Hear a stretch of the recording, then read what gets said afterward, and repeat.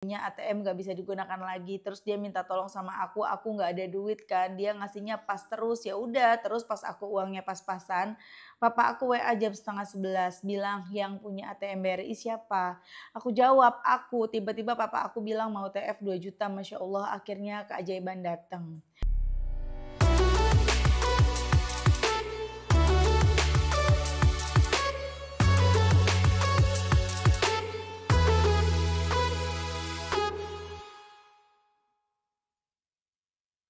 Bismillahirrahmanirrahim. Alhamdulillahirabbil alamin. Allahumma shalli ala sayidina Muhammad wa ala ali sayidina Muhammad. Assalamualaikum warahmatullahi wabarakatuh. Halo teman-teman, apa kabar? Mudah-mudahan teman-teman selalu dalam lindungan Allah Subhanahu wa taala. Amin ya rabbal alamin. Alhamdulillah, kali ini aku akan sharing lagi pengalaman sholawat dari teman-teman kita. Tapi sebelumnya buat teman-teman yang punya kisah keajaiban sholawat, silakan kirim ke email aku meliza.arnelia@gmail.com. Kalau bingung cara kirim email gimana, ini caranya. Nah, kamu klik Gmailnya, kemudian kamu klik tulis. Nah, di kepada tuh kamu masukin atau ketik email yang kamu tuju. Email aku meliza.arnelia@gmail.com.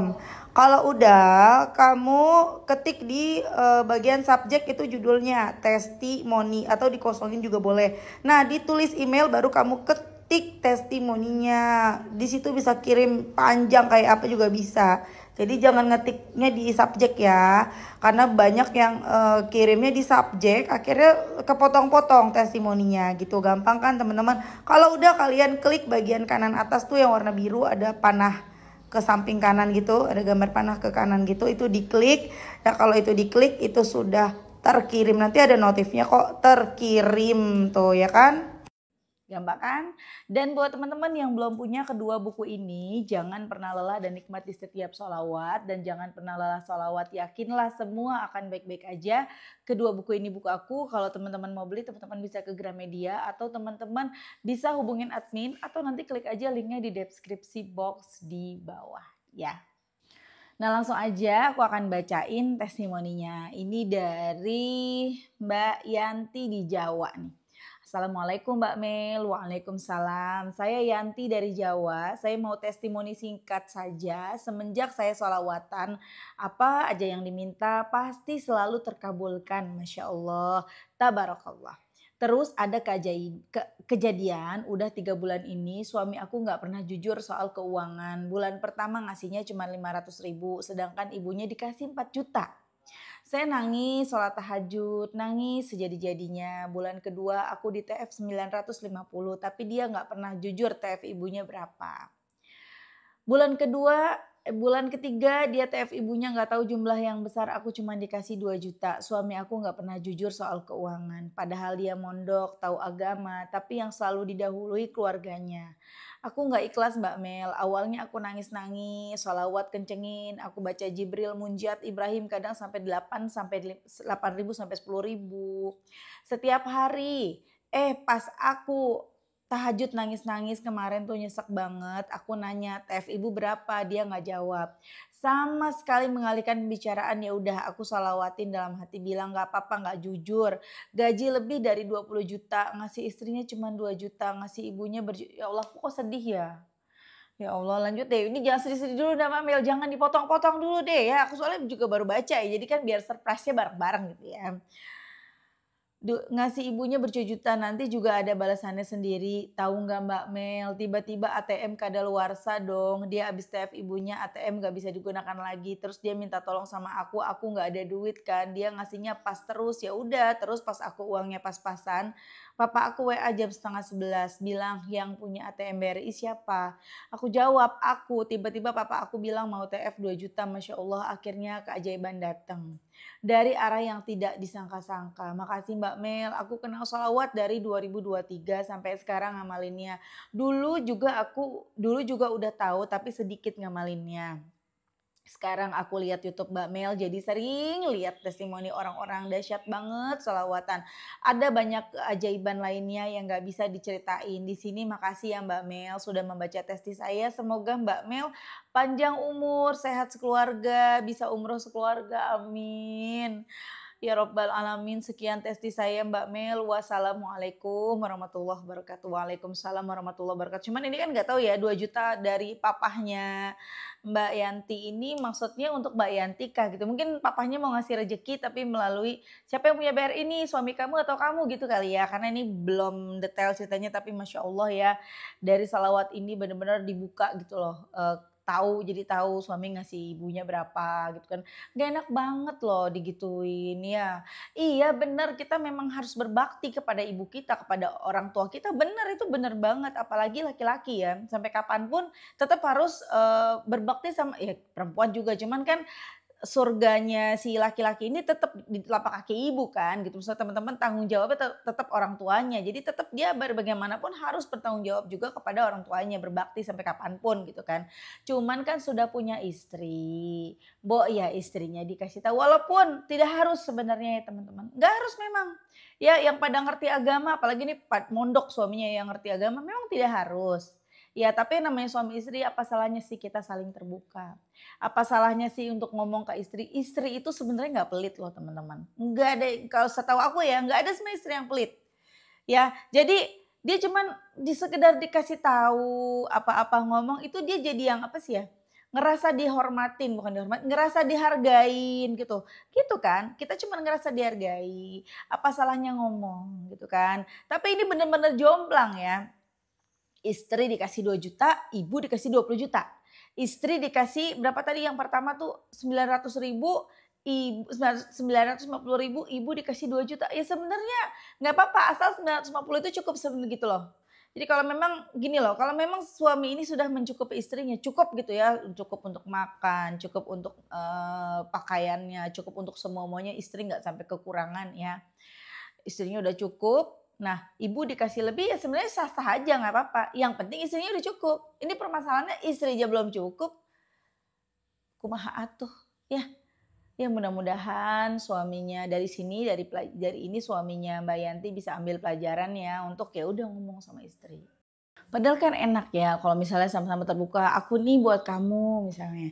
Nih aku mau kasih ibu aku ya, istri gak bakalan ngelarang, kagak bakal.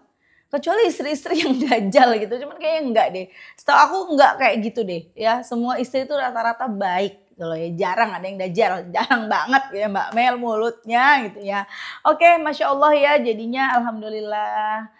Alhamdulillah gitu loh pas mbaknya berdoa ya Allah tega banget sedih ya walaupun gak doa yang jelek tapi itu terbukti gitu loh maksudnya akhirnya ditegur gitu ya ditegur sama Allah itu loh istrimu loh gitu akhirnya ya mudah-mudahan setelah kejadian ini suami bisa mulai berubah ya mbak ya mulai menjadi lebih baik lagi mbak baca suatu jangan ditinggal pokoknya baca terus teman-teman kalau punya permasalahan yang sama punya suami yang seperti ini doain aja terus ya namanya juga ujian ada yang ujiannya suaminya ngasih duitnya semua ke istri gitu kan tapi keluarga suami misalnya bagaimana gitu ya ribut sama keluarga atau ribut sama tetangga atau masalahnya pokoknya nggak akan pernah ada yang namanya hidup yang baik-baik aja semua ada ujiannya.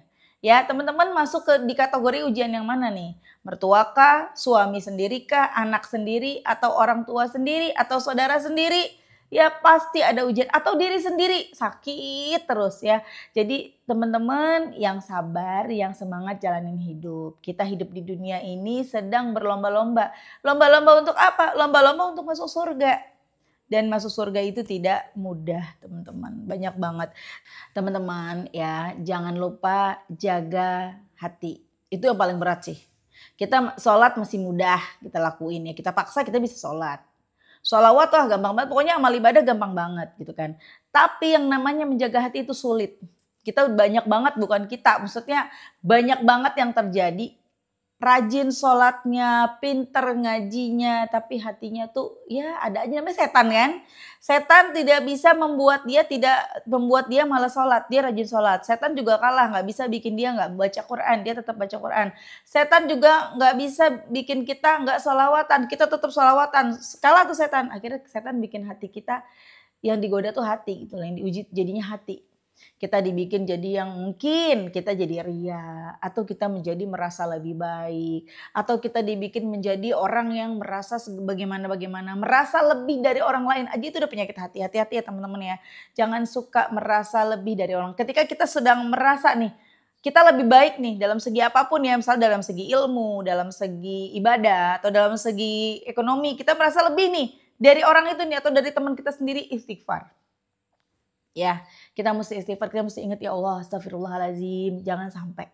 Karena kita percuma dah kita rajin ibadah, kita berusaha rajin sedekah segala macam, tapi hati kita jelek, nauzubillah jangan. Berawal dari kita merasa lebih dari orang lain, kita merasa aku nih hebat, aku nih keren, aku nih solehah gitu ya. Itu udah mesti hati-hati banget.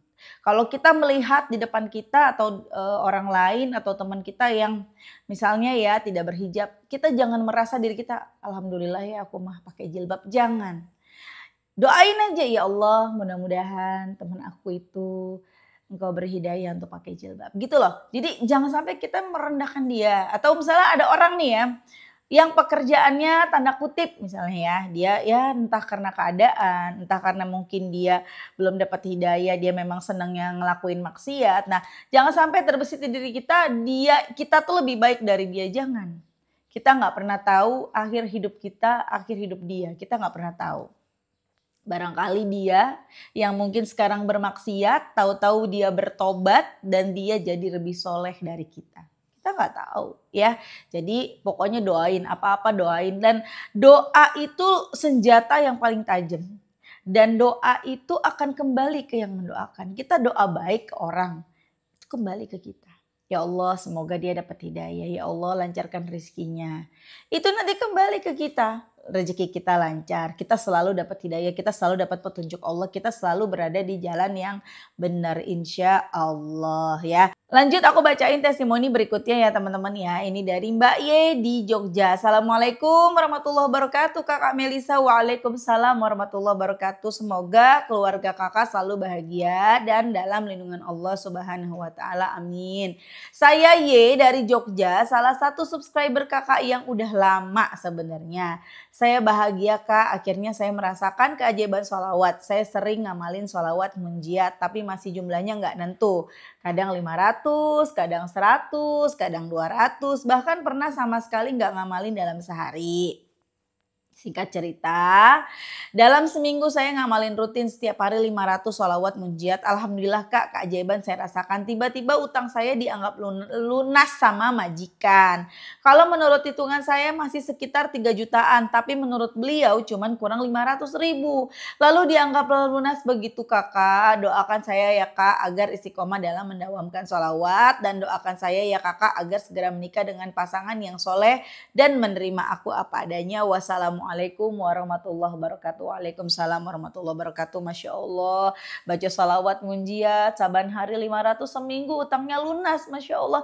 3 juta lunas dianggap lunas. Masya Allah. Tabarakallah. Siapa yang bikin begitu? Allah. Makanya jangan pernah lelah doa minta sama Allah. Mbak utang aku bisa lunas gak ya? Bisa. Gak mungkin gak. Kita baca munjiat dulu yuk. Sama-sama yuk.